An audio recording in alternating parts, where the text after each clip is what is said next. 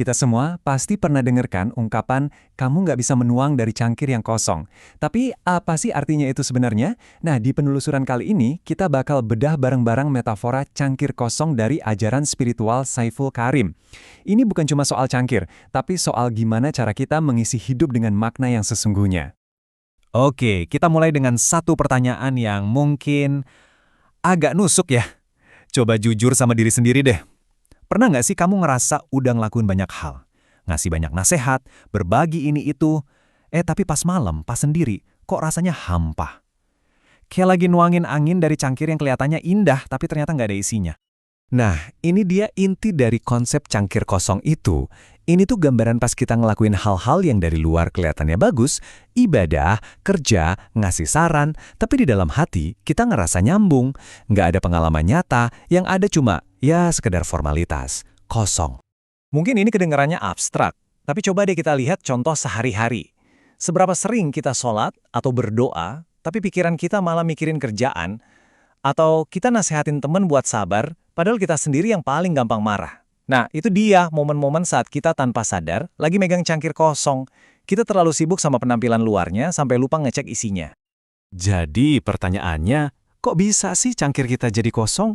Akar masalahnya ternyata sederhana dan kita akan bedah di bagian pertama ini. Kita sering banget kejebak sama bentuk, sampai lupa sama substansi atau isinya. Nah, yang menarik banget dari slide ini adalah perbandingannya. Di satu sisi ada cangkir, ini tuh bentuknya, ritualnya, kulit luarnya, atau dalam istilah spiritual sering disebut syariat. Di sisi lain ada isi, inilah maknanya pengalaman batinnya atau yang disebut hakikat. Masalahnya muncul pas kita terlalu sibuk megangin cangkirnya sampai lupa ngerasain isinya. Kita punya ritual, tapi maknanya hilang entah kemana. Dan kutipan ini, wah ngena banget. Kita tuh gampang banget ya terpesona sama penampilan, entah itu ritual yang megah, gelar yang keren, atau kata-kata yang terdengar bijak. Kita kagum sama cangkirnya yang berkilau, tapi seberapa sering sih kita berhenti sejenak dan nanya, sebenarnya apa isinya? Jadi ini dia poin krusialnya, rasa hampa, capek secara spiritual, dan perasaan, kayaknya udah ngelakuin segalanya, tapi kok nggak ngerasa apa-apa, itu datangnya dari sini. Dari ketidakseimbangan ini. Kita sibuk moles cangkir, tapi kita lupa ngisinya. Oke, kita udah tahu masalahnya. Cangkir kita kosong. Sekarang, bagian yang paling penting. Gimana cara ngisinya? Nah, enaknya, Saiful Karim nggak cuma ngasih teori. Beliau ngasih 5 praktek yang sangat nyata yang bisa kita mulai hari ini juga. Bukan 100, bukan 10, tapi cuma 5. 5 praktik kunci yang bisa mengubah cangkir kosong kita jadi sumber kepenuhan yang nggak ada habisnya. Yuk kita lihat apa aja 5 langkah itu. Coba deh, lihat ke 5 langkah ini. Semuanya itu bukan soal ritual-ritual besar atau pencapaian yang wah. Ini tentang perubahan kecil di dalam diri kita. Mulai dari memberi dengan tulus, menjaga perbuatan kita, benar-benar hadir di setiap momen, rendah hati, sampai berbakti. Ini tuh kayak peta jalan buat mengisi hidup kita dari dalam keluar. Yuk kita dalemin sedikit praktek kedua, yaitu menegakkan moralitas. Ini bukan aturan yang kaku, tapi lebih ke 5 komitmen pribadi yang mendasar. Komitmen untuk nggak menyakiti, nggak mencuri, nggak bohong, menjaga harga diri, dan yang terakhir ini penting banget, tidak kehilangan kesadaran. Maksudnya, nggak melakukan hal-hal yang bikin kita mabuk atau lupa diri, entah itu karena hobi yang berlebihan atau kebiasaan buruk lainnya. Lalu, apa yang terjadi kalau kita konsisten ngelakuin praktek-praktek ini? Apa sih rasanya punya cangkir yang penuh? Hasilnya adalah perubahan total dalam cara kita melihat hidup.